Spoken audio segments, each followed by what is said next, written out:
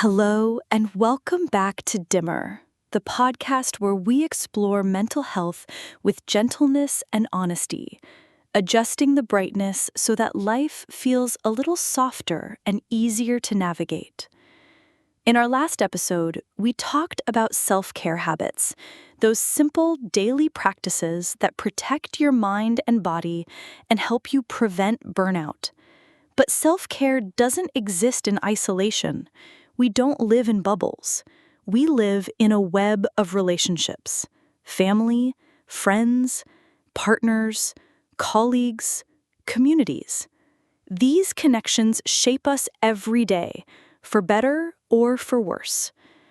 In today's episode, we're going to explore how relationships affect mental health. We'll look at the supportive connections that lift us up and the challenging ones that drain us. We'll talk about family, friendships, romantic relationships, and workplace dynamics. Most importantly, we'll think about how to navigate these relationships with care, how to nurture the ones that are good for us, and how to protect ourselves when connections become harmful. Relationships are powerful. They can heal us or hurt us, strengthen us or exhaust us. And because they matter so much, paying attention to how they affect our mental health is a vital part of self-care. So, take a deep breath, get comfortable, and let's walk through this together. Let's start with family. For many of us, family is our first experience of connection. Family can be a source of unconditional love, safety, and belonging. When family members listen, support, and encourage us, we carry that foundation into the rest of our lives. But family can also be complicated. Sometimes there are unspoken expectations, criticism, or old wounds that linger. Maybe you grew up in a household where emotions weren't expressed, or where achievement was valued more than well-being. Maybe you feel pressure to live a certain way to keep your family happy, even if it doesn't feel right for you. These dynamics can quietly erode mental health over time.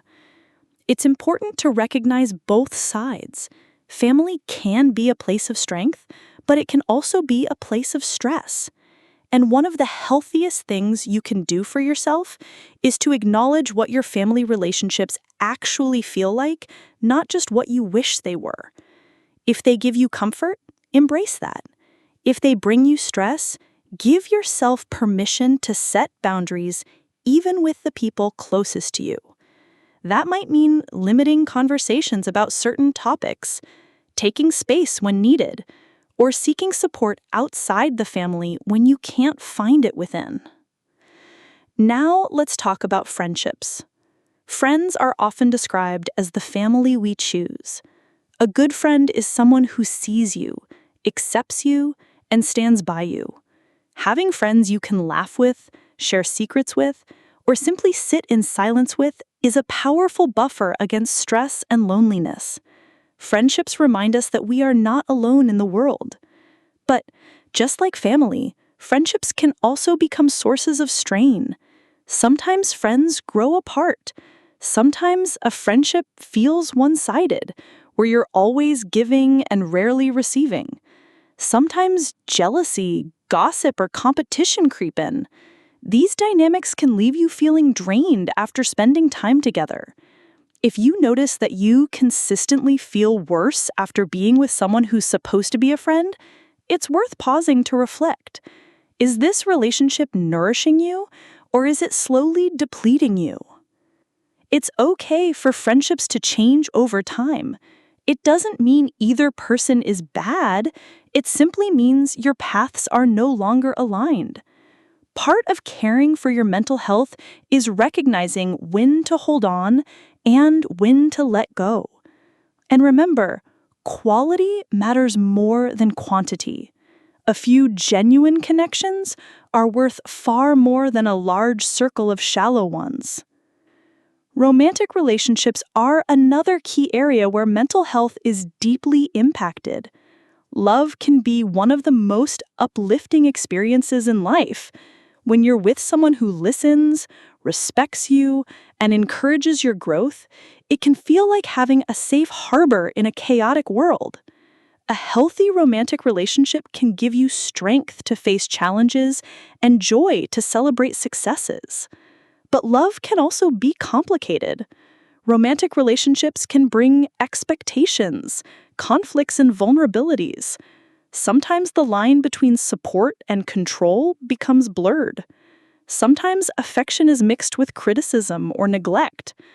Toxic dynamics like manipulation, lack of respect, or emotional unavailability can erode self-esteem and create constant anxiety. Paying attention to how you feel in a relationship is essential. Do you feel safe? Do you feel valued? Do you feel free to be yourself? If the answer is often no, it may be time to ask hard questions about what you need and deserve. Love should not consistently drain you. It should not make you feel small. Healthy love creates space for both people to grow. Now, let's step into the workplace.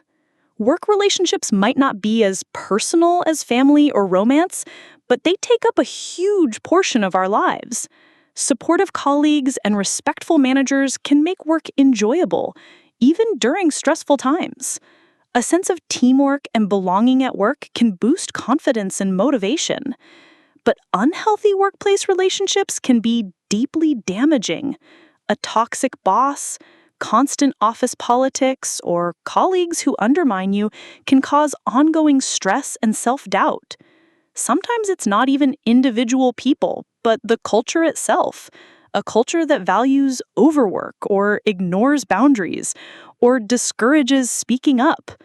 Over time, this environment can lead straight to burnout. If you're in a workplace where relationships are hurting your mental health, know that you're not alone.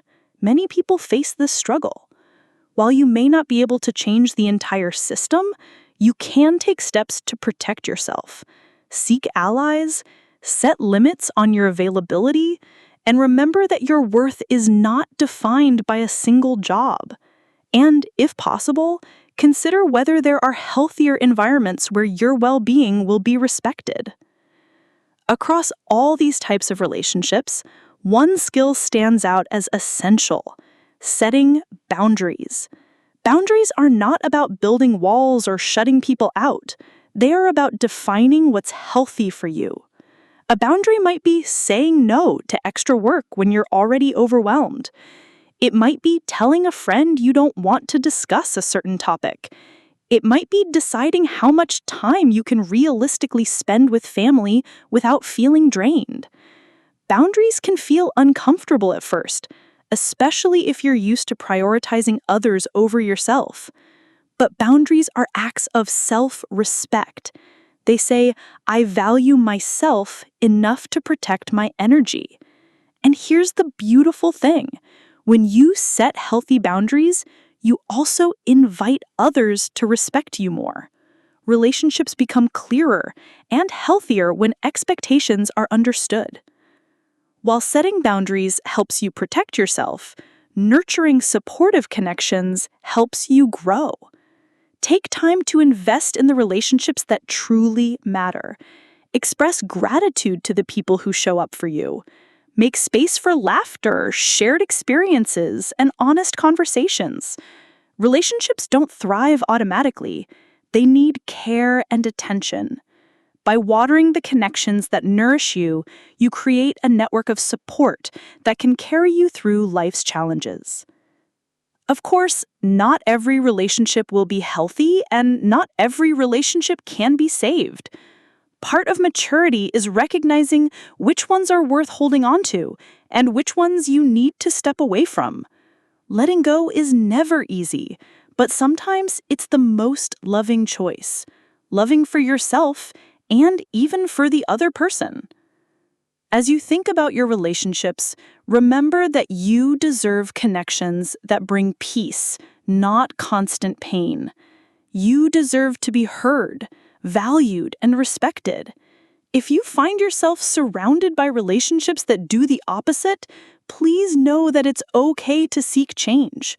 Whether that change is through setting new boundaries, having honest conversations, or creating distance, every step you take to protect your mental health is valid. Let me offer a gentle reminder. Healthy relationships don't mean perfect relationships. Conflict, misunderstandings, and mistakes will always happen. What matters is how those moments are handled, with respect, with honesty, and with care. Perfection is impossible, but health is possible. So, as we close this episode, take a moment to reflect. Which relationships in your life lift you up? Which ones drain you? Where might you need to set a boundary, or where might you want to invest more love and energy? Relationships will always be a central part of mental health. By paying attention to them,